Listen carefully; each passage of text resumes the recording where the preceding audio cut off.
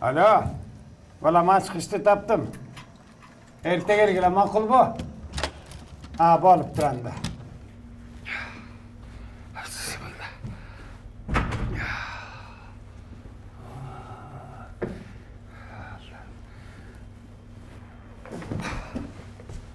Добро пожаловать в дом. Ya Allah!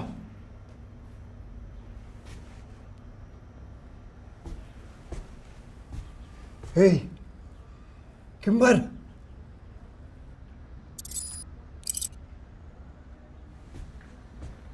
Hey, sen kim balıyorsun? Я робот, помощник по дому. Ты говоришь по-киргизски? Нет, не знаю. Для этого нужно добавить этот язык в мои настройки. Eştek emez. Hazır ben sana öğretem. Men. Çoğun ata. Deduşka. Ama o olsa göz, burun, kulak. Oğuz. Kalpak. Çıkanak. Dize. Ama vuruş karlık. Süyü. Anan. Sarmay, kaymak, man, alma, kurut, kurgatılgan örük. Orso. Oy, altın balam.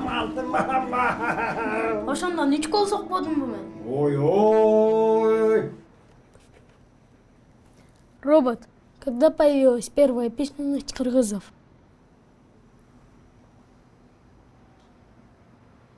Ay balam, Оу, Kırgız'ın жазуусу kaçan payda oldu la? кыргыз жазуусу 5-10 кылымдарда абдан өнүгүп, түрк элдеринде орток жазуусуна айланган. Ал жазуу Орхон Энесай жазуусу, же битик деп аталган.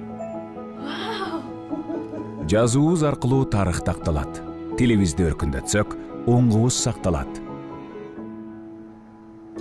Ай балам, Оу, чүкөнү кантип ойнойт?